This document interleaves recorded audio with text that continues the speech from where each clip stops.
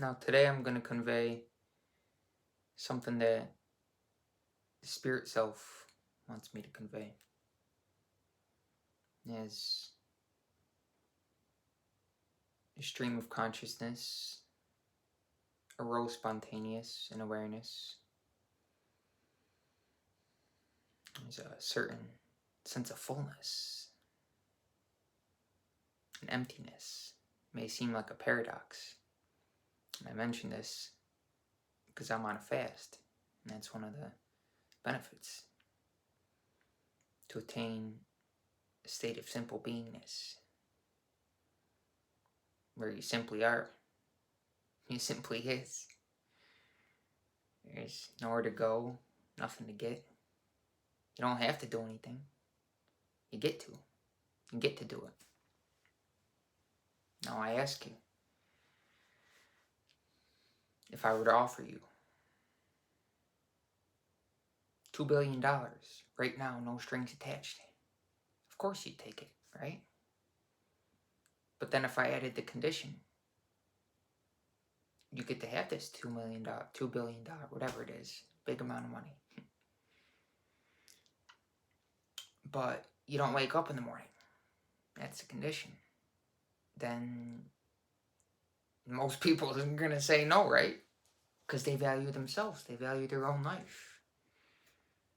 And by saying no, by declining that large amount of money, you're basically saying your life is worth more than any amount of money. And this thought process arose because somebody asked me what I wanted. And it got me thinking. They're asking me that because they're not sure what they want. Because they're asking me that. They're asking themselves that. There's no separateness. So I mentioned desire in the last video. And it's something that is relevant for everybody, of course. So I figure I share this thought process. Now, it's important to understand that though there's that sense of fundamental connectedness, different beings are operating and functioning from different states of consciousness. They're functioning at different frequencies, depending upon where they're functioning from. Whether it's wants based in the body, food and sex, right? The very limited polarity. And when we engage in those activities, it doesn't necessarily affect our polarity negatively, but if we engage in them unconsciously, we're not conscious of our life energy and how these activities are affecting that, then it may affect our energetic polarity negatively. And of course, we don't want that. The body's very limited. Its wants are basically food and sex, right? And you could say a step up from the body is the mind. And the mind's wants are unlimited. Many different dimensions, many different mansions to the mind. It's very expansive. Wants could be based in philosophy or science or whatever it is. So many different possibilities to explore mentally. Infinite possibilities. And somebody's wants who are rooted in thinking is they're mainly functioning from the mind. But a step up from the mind, which we could say is located mostly in the solar plexus, the sense of drivenness, wantingness. I want this, identifying with the mind. identifying with thoughts. A step up from that is the heart space, which is more feeling. The mind is more aggressive, whereas the heart is more receptive. It's based in feeling. And thus, the wantingness of the heart is of a completely different nature, of a higher nature, than the wants of the mind.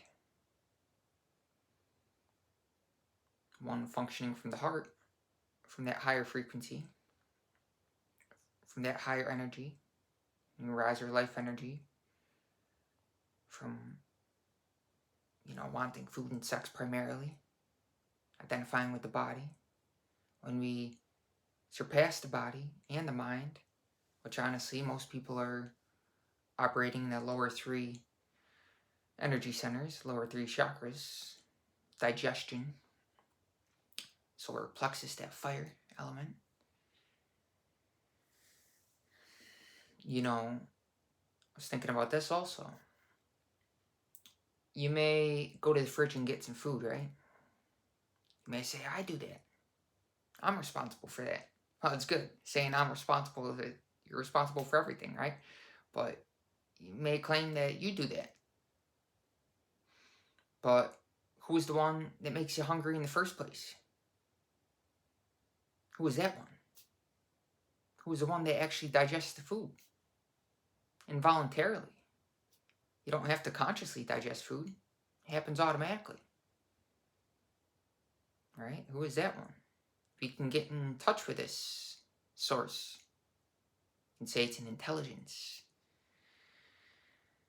In the last video I said, what is socially true is different for different people. What is psychologically true is different for different people.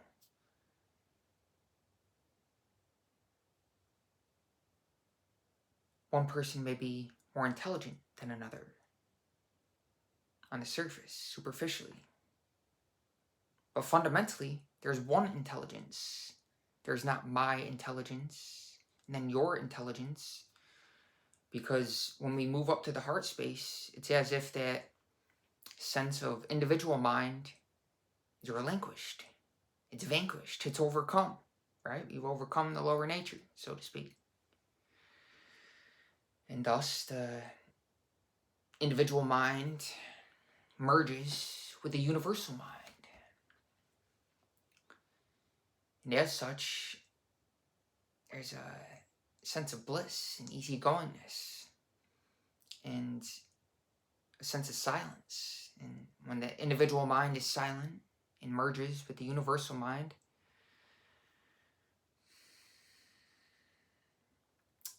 the individual mind becomes a servant because it's silent. It can hear that infinite intelligence that's all inclusive, that's within all of us. And thus, it becomes a servant. And these words aren't my words. I'm simply being used by this intelligence. That's the power of the words. That's the charisma. That's the magic of them. Because they're not mine. I don't claim them. They're rising automatically like everything in this three-dimensional tangible reality. We realize this through that sense of beingness, through that sense of isness, which is absent of excess doingness. Now, it's not to say we can always be doing nothing, because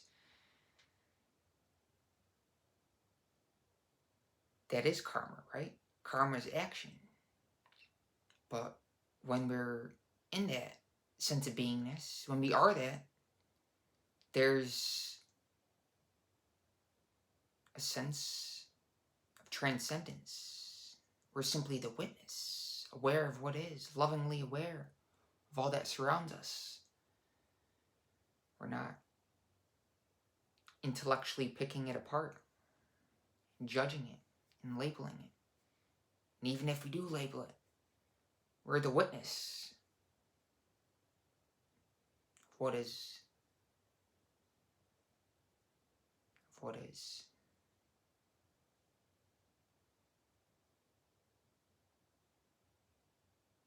That which is within us.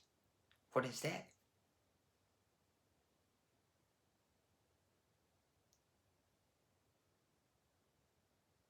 So you want to understand that every decision and every action affects our energy, affects our energetic polarity.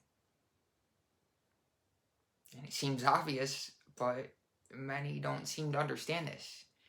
That the power of God radiates from the top down, not the other way around, from the top of the spine down. And so as we rise our life energy up to the higher energy centers, the higher chakras, we not only feel that sense of reverence for life and witness the sacredness of all that is, as there's that sense of connectedness that we're not separate from it. Realize that any feeling of separation is rooted within, and it's an illusion. It's something to be resolved and overcome within. All experiences are sourced from within. You can't avoid the inner work. Whether it be overcoming suppressed or repressed emotions, or unresolved feelings, different ways of thinking, habitual thought processes that is essentially the ego, right? The ego is basically a compilation of unexamined perceptions, something that hasn't been brought into awareness yet, may still be subconscious. We want to bring conscious awareness to those beliefs or programs or thought processes so that we can relinquish them, or at least compartmentalize them or file them mentally accordingly, and disidentify with them, understand that we're not them. We're the silence or the witness in back of them. No thought could arise without silence, right? Silence is the background.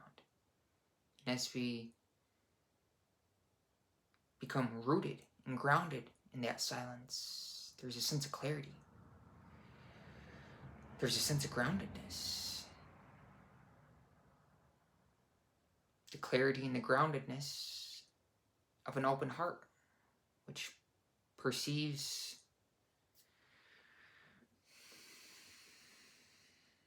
through that sense of wholeness, through a lens of abundance.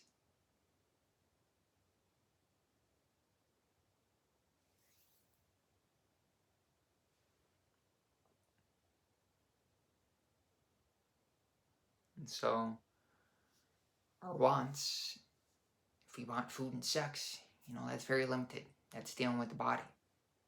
I'm going to say this simply. Try to express it in a way that everybody can understand, right? Truth is simple.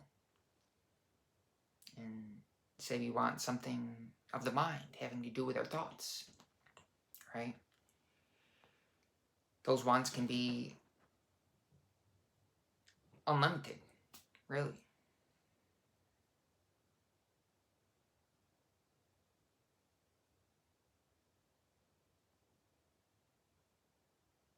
But as we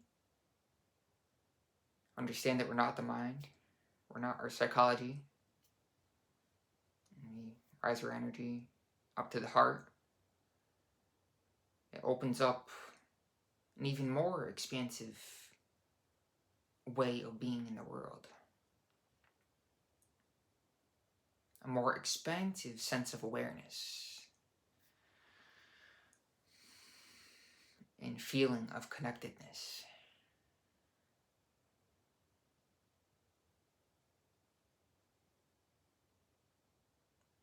And as we rise even further into pure utter silence, into beingness, or simply utterly content with what is right now. It's really the culmination of human evolution, ultimate contentment with what is right now, nowhere to go. Simply enjoy the stillness and the silence of your very existence that really isn't dependent on anything of this world that we can perceive with the five senses.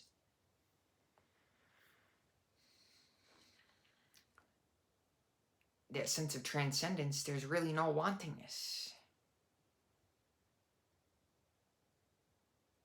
All desires have kind of been vanquished.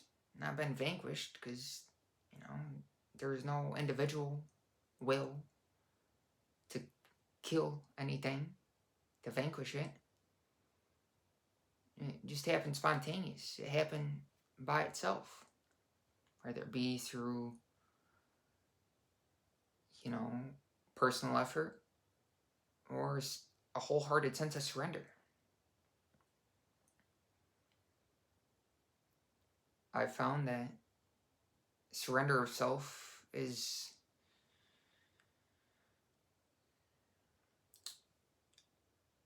more effective in attaining that beingness, attaining that transcendence.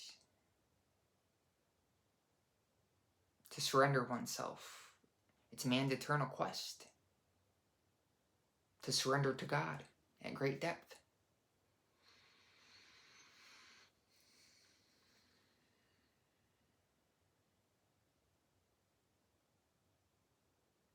And of course, we can go the route of personal effort.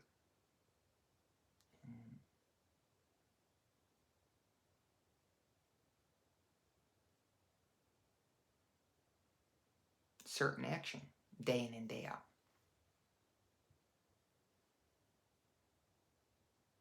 That sense of determination. No quitting. I'm in this for the long run. Persistence.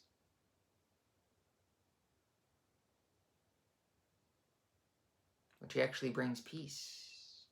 Wholehearted commitment is synonymous with peace. Committing yourself completely to divinity, to being of service, to the service of divinity, to the service of the Lord. Not that the Lord, the presence, needs anything. It doesn't need food. That's for sure. That's not to say it can't enjoy it. That's why we want to be conscious when we consume anything. We don't just want to ingest anything mindlessly. We want to be conscious that, this is an offering of nature. It's a piece of Mother Earth. And as we ingest this substance, we're taking a piece of earth within us and it's stimulating the root chakra, the energy center within us. And when we give it proper attention, respect, it's going to behave within us differently. It's going to affect our energy differently. And we're going to feel differently. We all want contentment. We all want to feel our best. And thus we want to understand this. We want to understand how every decision and every action and even every thought affects our energetic polarity. Because it's energy, it's frequency, it's vibration. That's the language of God.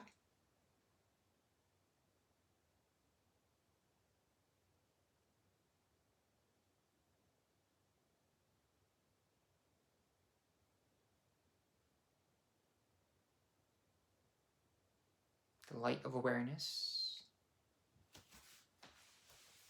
is within you, me, and everybody. It's in the candle. It's in the tree. You can go hug a tree before you take a piece of the earth within you before you ingest any food. In fact, I do. I go out barefoot on the ground when it's not winter time.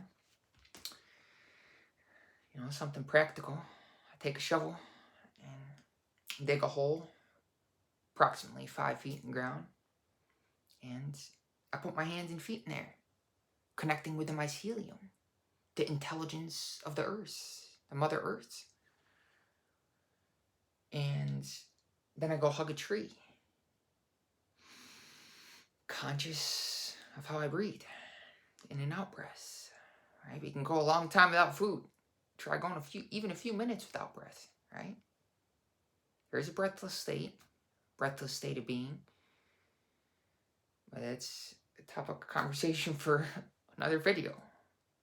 You'll notice when you fast, your breathing slows down tremendously. And your frequency rises.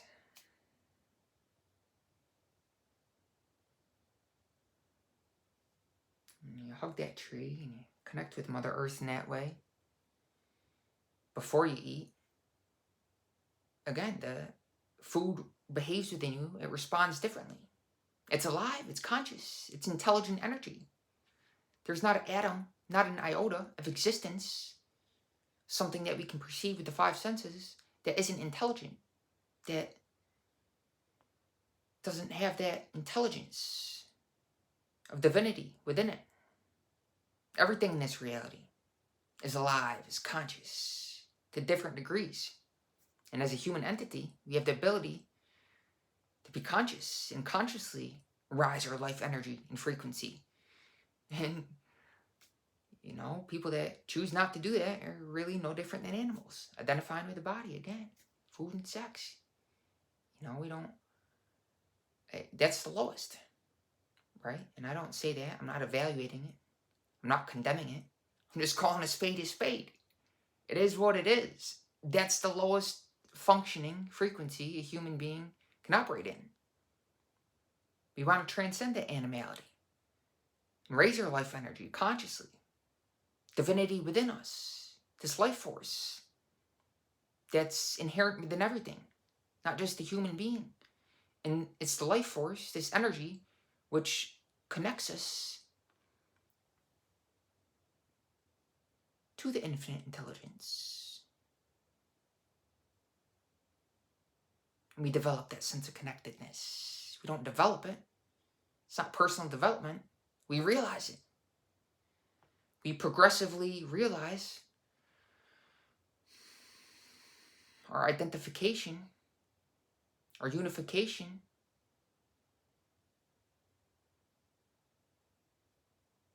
with the intelligence of existence. And thus there's never any judgment. Because when you judge somebody else, you're really judging yourself.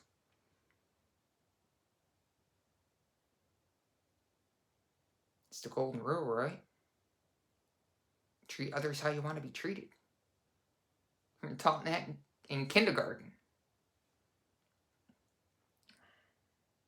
Our hearts were open. What closed them?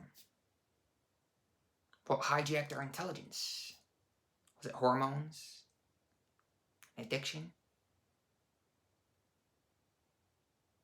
The bony finger,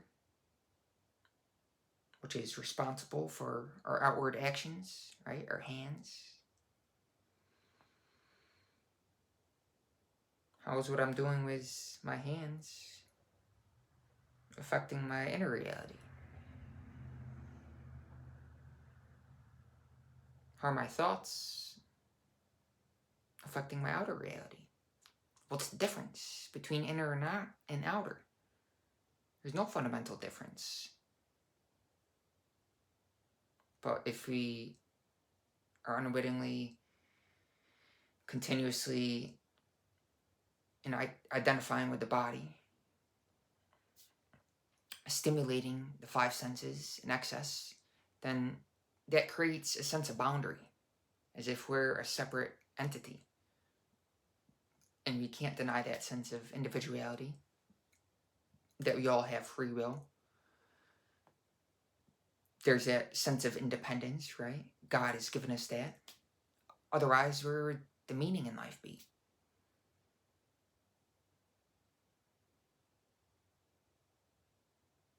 And there's always that variety.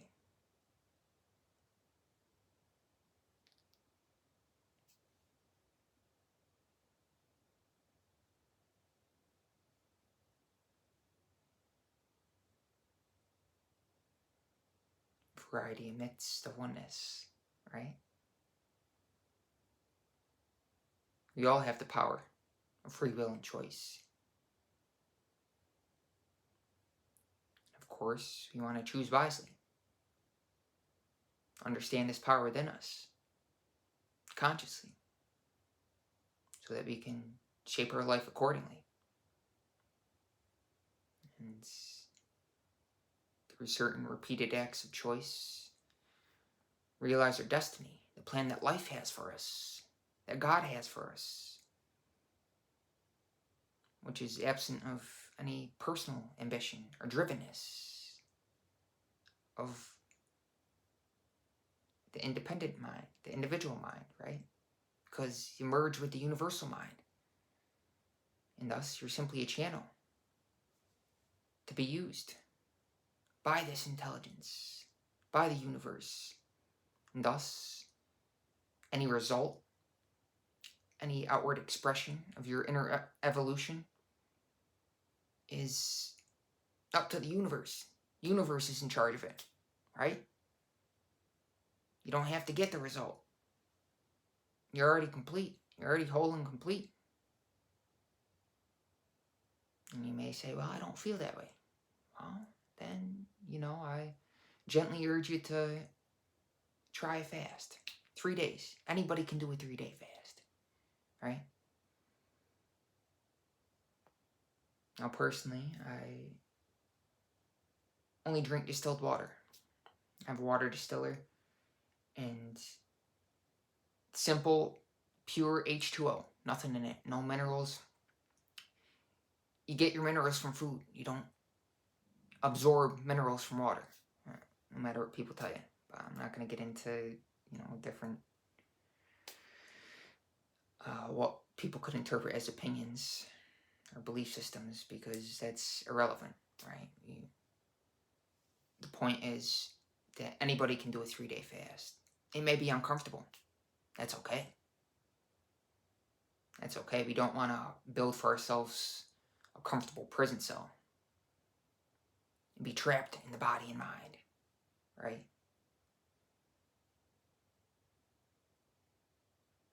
So I urge you to do a 3-day fast, and that'll not only purify you on a bodily level and on a mental level, purification of mind, but you'll start to realize some spiritual things as well. And as you persist, as it becomes a consistent practice, you're going to realize even more and more. That's the compound effect. And that sense of bliss and inner contentedness is only going to increase. And you're going to identify more and more so with the inner silence.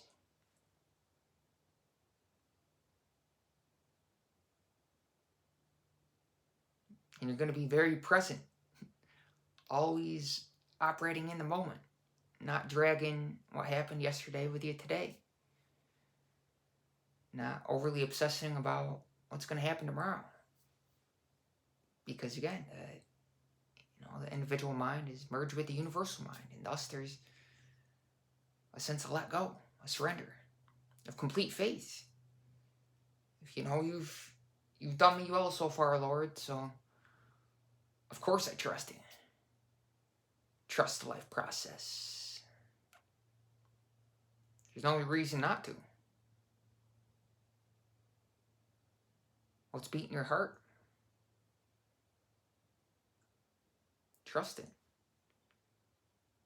Also, before you eat, simply close your eyes and count your heartbeats. Maybe while you do, say a name, whatever God's name is to you. Say that name repeatedly, along with the heartbeat.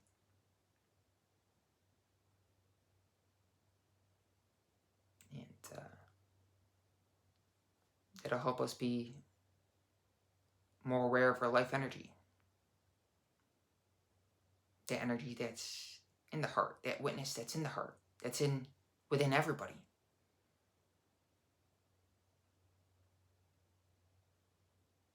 You could say you're feeding the heart every single bite. I'm feeding the higher energy centers, right? And just that simple intention changes the nature of the action. And again, how the physical substance, the matter, behaves within you. You can say, Lord, I'm feeding you. I'm feeding spiritual. This food that I'm giving proper attention to,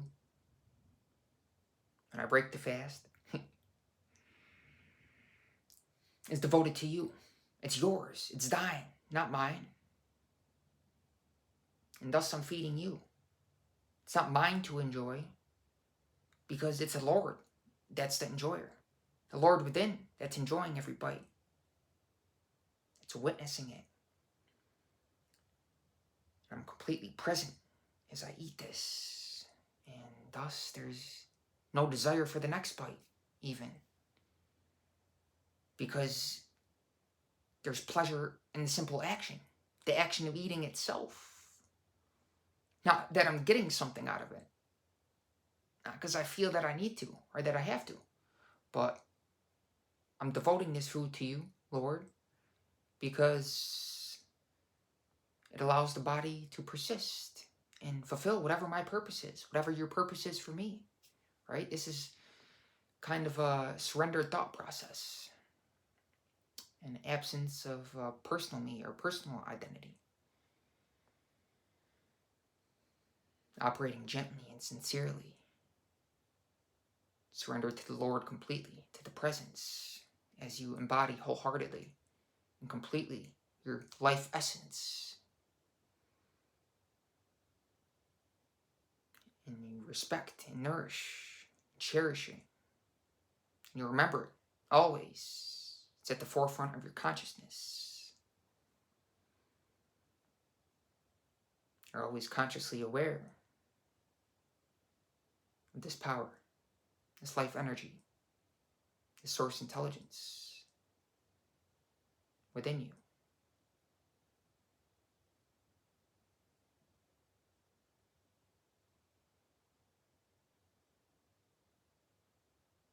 We can get in tune with this through silence. And I found that there's really no way to practically silence the mind and the body than to fast.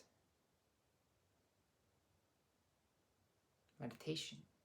Meditations will be very deep, because there'll be nobody to say, I'm going to sit down and meditate. It just happens naturally. As the personal identity is absent. There's no separate person that chooses to meditate. Everything feels like meditation.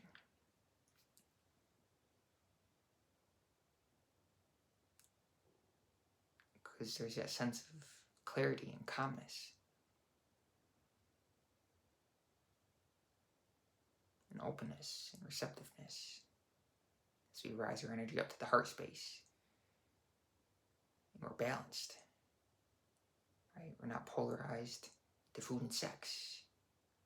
Not polarized to the body. And we're not necessarily polarized to transcendence, although we can be. We can operate primarily from the heart space.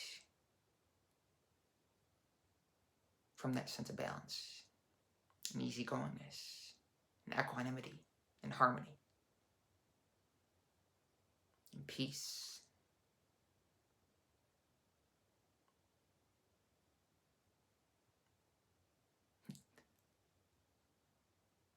peace of mind.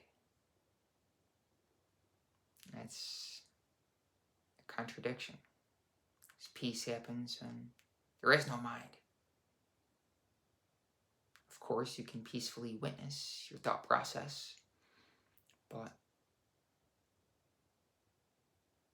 peace happens when you're not identified with it. When the mind is your servant, right? Or you're the servant of the Lord, the Holy One, the universal intelligence that's within all of us. And expresses this as such.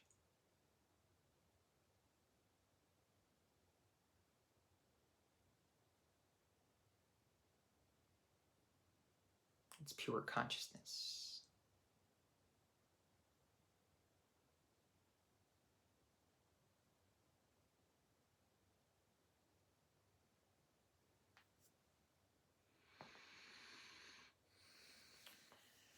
I cleared up some phone space. For real this time. So they're not going to get cut short again, hopefully.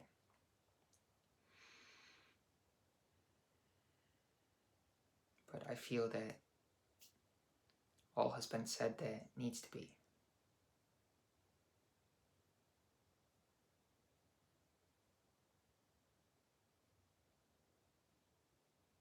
God doesn't need to read the newspaper to function. Doesn't need food to function. Doesn't need anything of this world to function. But at the same time, is intrinsic with everything in this world. That's the beauty of it. You can't escape it. Don't try to run away from yourself. Don't try to distract yourself. Don't be like that picture that we've all likely seen with the dog and the hot dog on the, attached to its forehead, a stick dangling, running round and round in circles, the hamster wheel.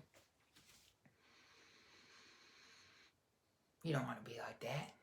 Think that we constantly need something outside of ourselves, chasing money. So what happens when we have more money than we know what to do with? We're left with ourselves where we began.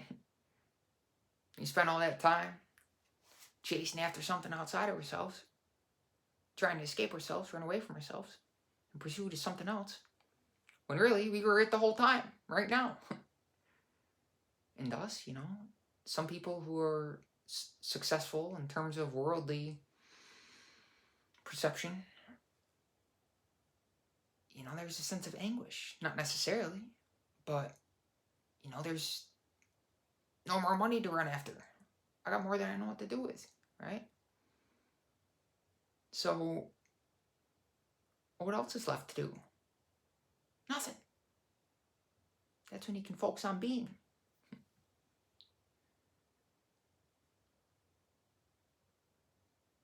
I'm not an advocate of poverty, by any means. But the true richness of life is found in life itself. And you're it right now. And when you feel that wholeness, you'll realize abundance. Things are attracted to you. Everything happens effortlessly. There's a sense of spontaneity. And you realize various synchronicities every day.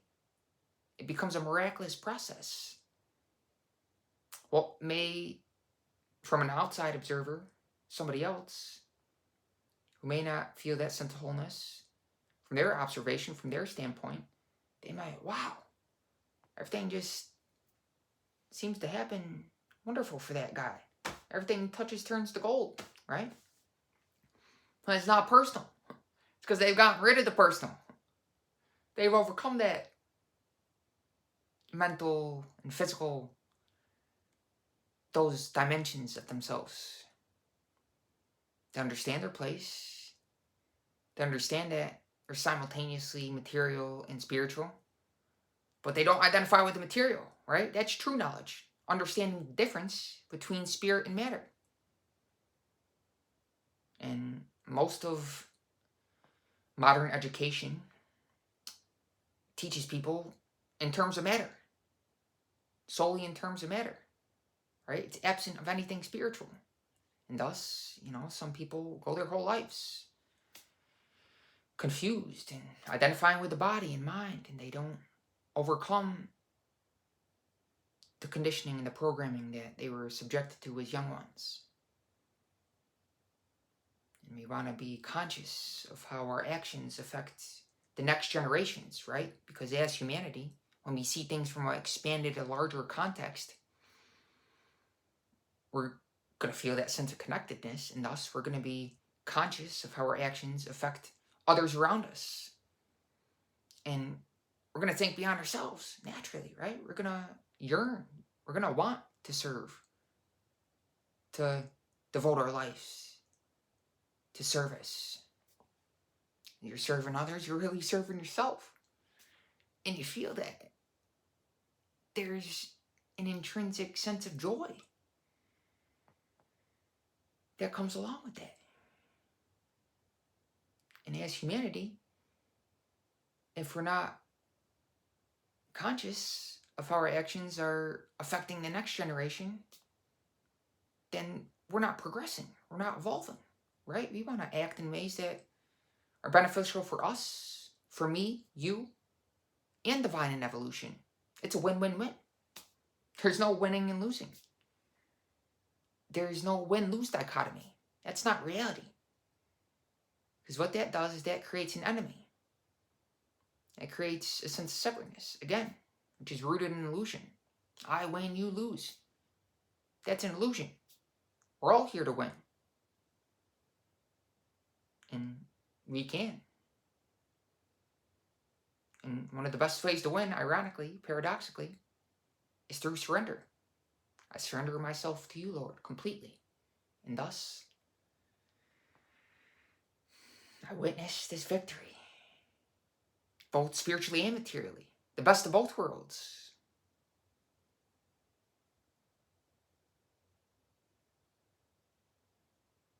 I understand that I have a body, but I don't identify with it. I'm not it. The life energy within me is aware that it has a body. It's housed in a body. It's functioning within a body. But the body is not a boundary. This energy is not limited to the body. I have a mind, but I'm not a mind.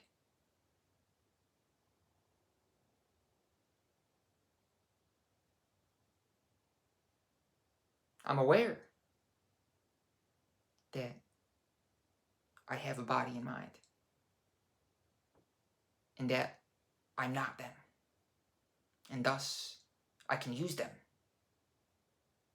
much more effectively, not being identified with them, much more loosely, much more surrendered, much more effortlessly. There's that sense of spontaneity, because there is no separate individual controller, not trying to control the world, not trying to control nature, because you're one with it. You're one with the world. You're one with the controller, the infinite intelligence, the real controller. You're not a separate controller. Is the more you try to control things around you, that actually shows your sense of powerlessness. True power doesn't need to control anything, because it happens effortlessly. It happens spontaneously. It happens automatically. Trying to control things around you shows that sense of separateness.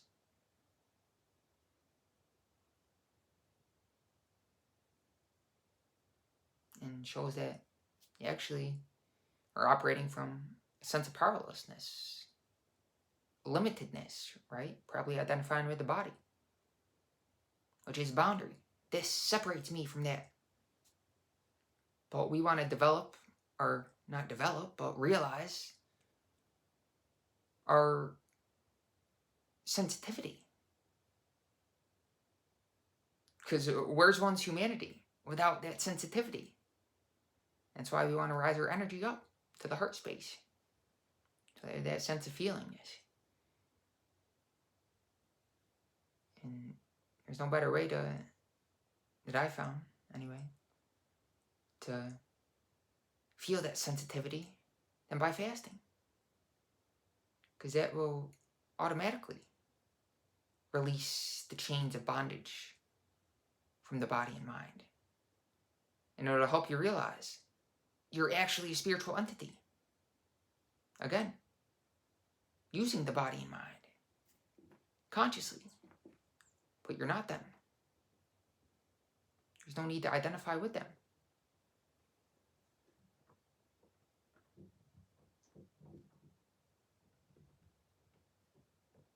You are the light that animates the body and mind, right?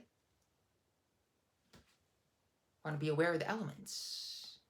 Fire element, candles. A bonfire. The earth element. Going out barefoot on the ground. Going on a hike, getting outside. Breathing in the fresh air, the air element.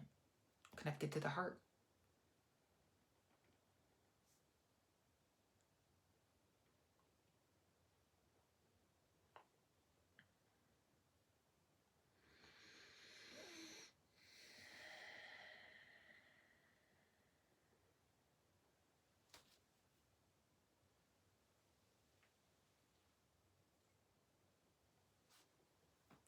Anyways,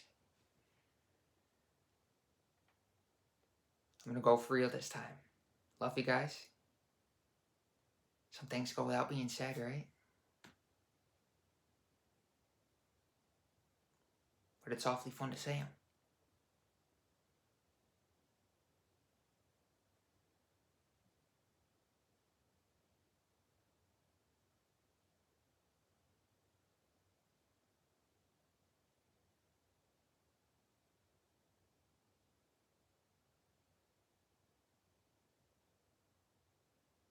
Or not say them.